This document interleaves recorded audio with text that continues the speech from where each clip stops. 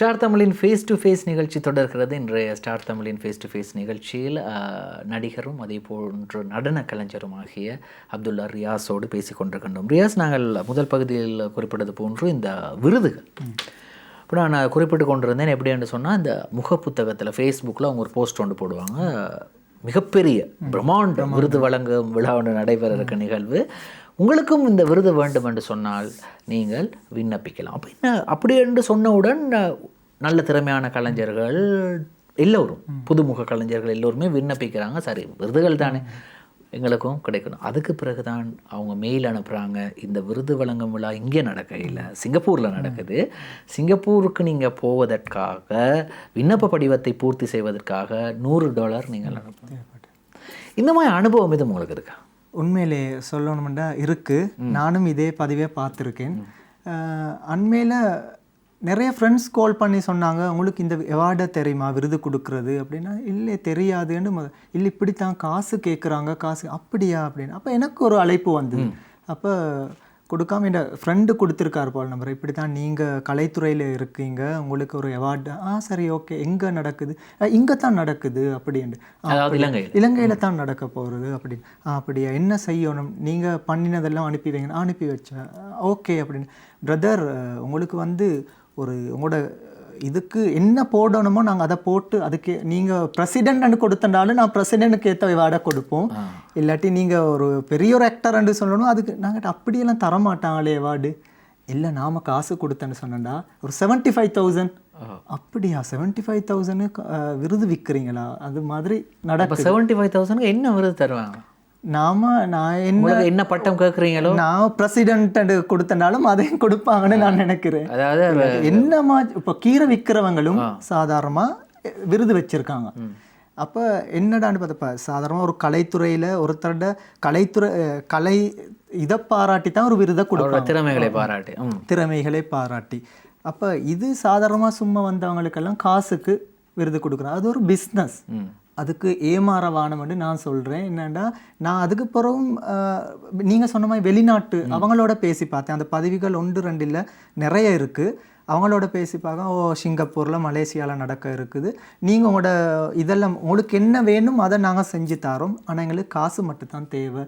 நீங்கள் யார் பெரிய இந்தியாவில் இருக்கிற பெரிய ஒரு ஆக்டரோட தான் நீங்கள் எடுக்க, செலிப்ரிட்டி எல்லாம் வருவாங்க, நீங்கள் அதில் உங்களோட அவார்ட் கிடைக்க போக உங்களுக்கு பெருசாக இருக்கும். சரி, அப்படியெல்லாம் நம்மளுக்கு தேவைப்படாது, இருக்கிறது போதும் அவார்டுன்னு சொல்லி தேங்க்ஸ் பண்ணிட்டு வச்சுட்டு. அப்போ இப்படியெல்லாம் மோசடிகள் நடந்துட்டு இருக்கு. அதாவது என்ன உங்களுக்கு போடணும்னு கேட்பாங்க. தேச மானிய போடணுமா, என்ன வேணும், கலை மாமணி போடணுமா, கலை வித்தகர் போடணுமா, அதுக்கு எல்லாத்துக்கும் ஒரு ரேட். அப்போ இப்படி இருக்கும்போது திறமையான ஒரு கலைஞர், அவருக்கு பணம் கொடுக்க முடிய இல்லை, அவருக்கு அந்த விருது கிடைக்காது.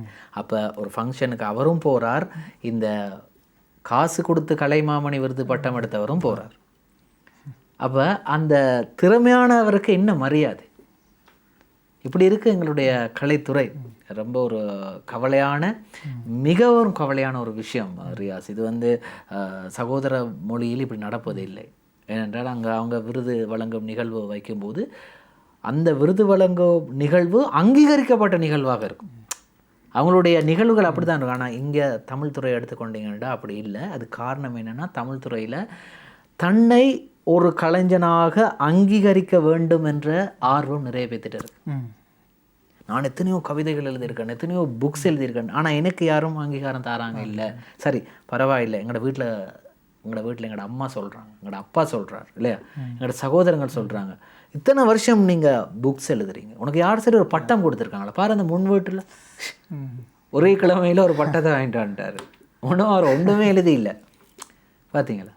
அப்போ இந்த ஒரு பிரச்சனை எங்களோட தமிழ் கலைத்துறையில் இருக்க வரைக்கும் எங்களுக்கு சரியான கஷ்டம். உண்மையிலே தான் திறமையான கலைஞர்களுக்கு முன்னுக்கு போவே மேலாதனால அடுத்த இப்போ ஒருத்தர் இப்படி பண்ணிட்டு இருந்தால், இப்போ நான் கேட்டது ஒருத்தர், இப்போ ஃபேஸ்புக் எடுத்தேன்னு சொன்னால் நிறைய பேர் போடுறாங்க, நிறைய கம்பெனிலேருந்து போடுது, நாங்கள் அவார்ட் கொடுக்குறோம்.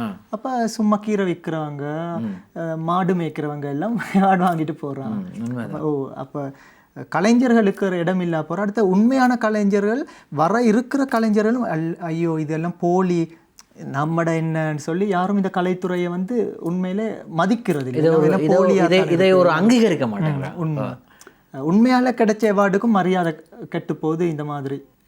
ஆனா உண்மையிலே நல்ல விஷயம் இந்த மாதிரி இப்படி வந்து ஒரு இன்டர்வியூவில் இதை சம்மந்தமாக பேசுறது. என்னடா இல்லாட்டி மக்களுக்கு தெரியாதே, தமிழ் எல்லாரும் சும்மா வேற மாதிரி யோசிச்சுட்டு இருக்கிற. இப்போ இதுவரை பார்த்தா தெரிஞ்சுக்கொள்வாங்க உண்மையிலே இது ஒரு சீட்டிங் தான்னு சொல்லி.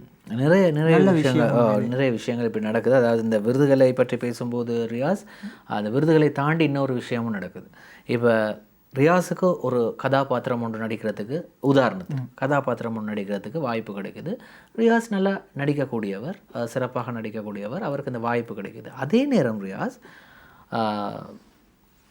அந்த திரைப்படத்திலே நடித்து கொண்டிருக்கக்கூடிய அந்த கதாநாயகனது ஒரு தம்பியோ இல்லை ஒரு ஃப்ரெண்டோ மச்சானோ இருக்கிறாங்க.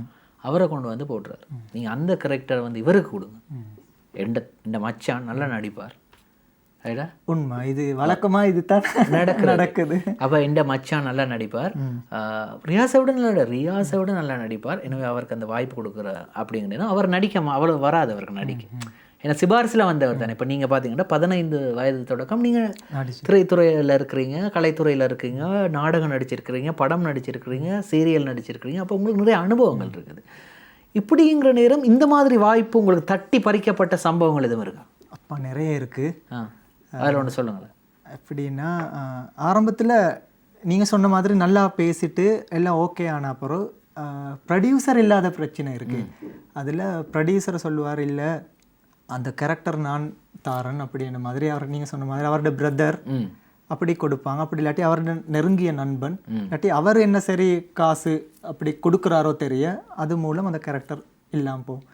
அப்போ இது கிடைச்ச வாய்ப்பு தான் நம்மளுக்குன்னு சொல்லி நீ அது கிடைச்சதை மட்டும்தான் செய்கிறீ, நீ நழுவி போன நிறைய இதுவள் இப்படி இருக்குது. அதாவது நீங்கள் நல்ல திறமையான ஒரு கலைஞராக இருப்பீங்க, அங்கே வேற ஒருத்தருக்கு வாய்ப்பு கொடுத்துருப்பாங்க.